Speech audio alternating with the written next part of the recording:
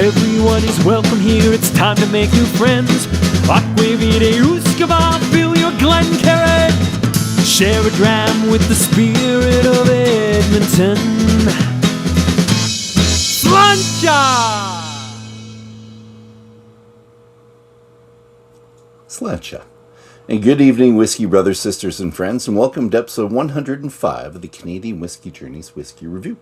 I'm Dolph, the creator of the Canadian Whisky Journey, the spirit of Edmonton on social media platforms, and your host tonight. Now, I'm continuing my rye exploratory focus of the past 9 episodes with Wildlife Distillery's King of the North 100% Alberta Rye Whiskey. And this is my bottle that they sent me, which is lovely, isn't it? King of the North, beautiful. If you haven't gone to the distillery in Canmore, there's 2. You really should. So their first distillery, the original distillery, is right off of the 1A as you're coming into the Canmore Industrial Park. You come there, you look on the side, there it is. Big, beautiful in the front. And when you're done, you can go around the side and you can have a beer at Sundog Brewing to kind of round off your afternoon. But, if you have the time, and they're doing this at the time, you really should visit. So walk a couple blocks and you go to their production and barreling warehouse, which is, like I said, just a couple blocks away, and you see the grandiose part of it. Before, it was all within the cocktail bar, the distillery, the bar, cocktail bar, which is beautiful. Great time to spend an afternoon. And it's hard to pick where you want to say, because inside it's beautiful, but outside, when they have all the benches and things kind of set up and you're in the majesty of Canmore, it's hard to decide which one you want. Regardless, you're going to have a good time. Now, not this one, because this is the 200ml bottle that I got from them. But the bottle that you would have in your hands, quite possibly, is 750 mils. It's 46.8%. That's their cask strength for it. And it's 100% Alberta rye. Now, it was released March 7th. And Matt Widmer, he's co-owner with his buddy Keith Robinson, tells me that this was aged in 25-gallon barrels. Online it says 30-gallon barrels, and I'm guessing it's just 200 or 100 liters. It's half size. So they're smaller, which gives the wood more time to work with it. But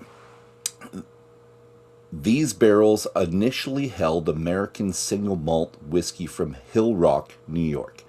And then, after that whiskey, it held Quebec maple syrup.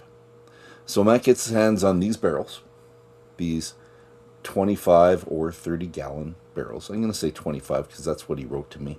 And he puts his rye in there for 4 years.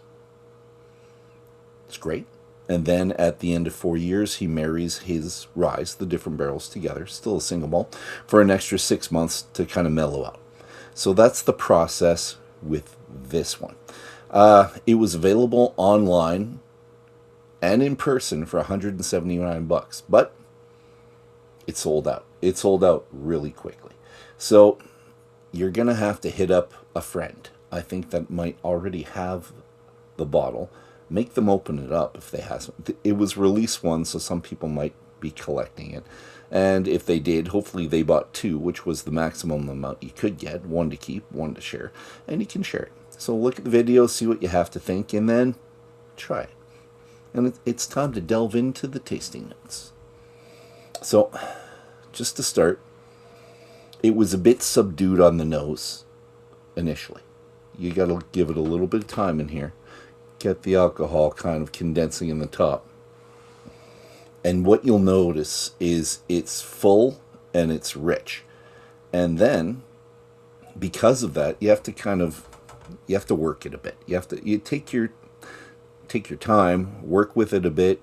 Small nosing, long nosing, one nostril, go to the other. And we did that. And my first thing, because I always do sweetness, is the caramel sweetness that comes out. But then it was fruity. It was bubblegum-like. And in the bubblegum-like, and you get that more when you put some water in it. And I do that when I really try to decipher one nose instead of another. So it was like, it was a bubble gum, but maybe strawberry bubblegum, maybe banana bubblegum, and one of them, it comes out on the nose. And very, very, very subtle smoke. Because when you read it, you see the banner, it's peated. So it was in peated single malt barrels.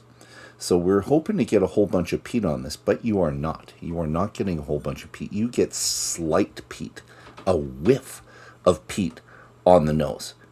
It's fleeting on the nose. Comes on palate though. But I'm going to try now because, like I said, when I do this the day of, sometimes I get flavors I don't the night before. So here goes. Yeah, the nose is still the same, and I'm still, that the fruitiness and me trying to nail down the fruitiness is not working out. So strawberry banana, let's just leave it at that. Wake up the palate. Diving in now. Here's the tasting.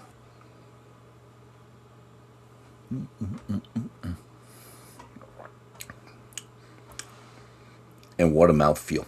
It is creamy. It's luscious mouthfeel. It just coats everything. So, first. But then, the fruit comes on the palate, and it's banana. I lost the strawberry. I lost the other fruits. It's banana is what I get on the palate. Right up front.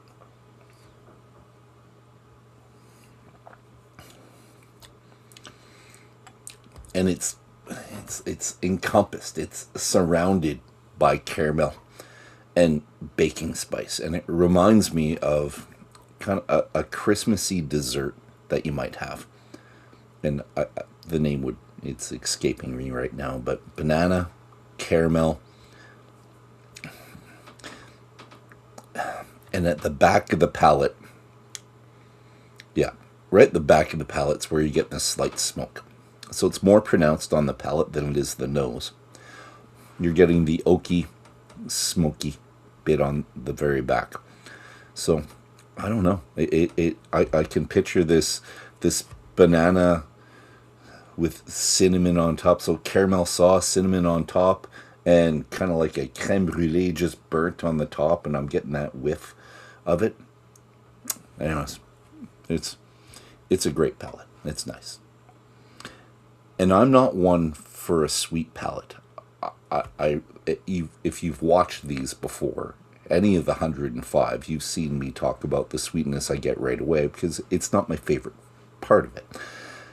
But it adds to it. And then here, it's not too sweet at all. And I was kind of expecting it to be when you talk about it being in ex-maple barrels, maple syrup barrels, but it's not.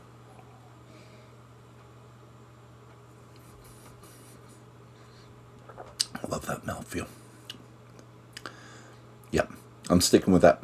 We're going with that. So the banana creme brulee concoction, a little bit of cinnamon on there. Might be nutmeg, but one of the baking spices. I'll have to figure it out at one point. And maybe a citrus, maybe a bit of citrus. No strawberry on the palate though, like I had on the nose. Finish time.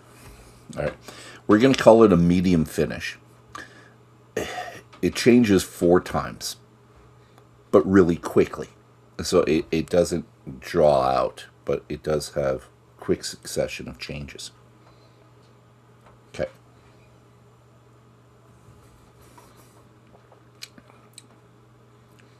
Just starts with lots of sweetness, changes pretty quickly to the fruity banana. Yeah, more citrusy is coming out a little bit now than there was before.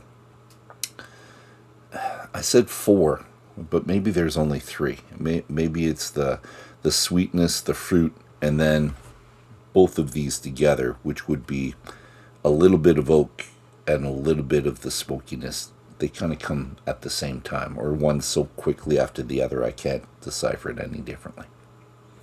Do that again, make sure.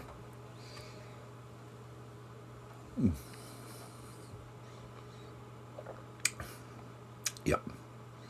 Yeah, here we go. That's it. I'm going to say maybe medium short for the finish, but distinct 3 different things. But it goes quickly. Sweet, fruit, oak, smoke. All right. Hope you enjoyed this. It was, I was going to say pretty quick in comparison to other ones, but it's not. It's always 10 minutes. I have a friend that watches these at twice the speed. He likes it that way. So maybe that's a hint in the future. That way you don't see me talking so much. He's just really quick and high-pitched Dolph drinking some whiskey. Sledge, everyone. I will see you with Plowman's Rye next week. Should be exciting. Cheers.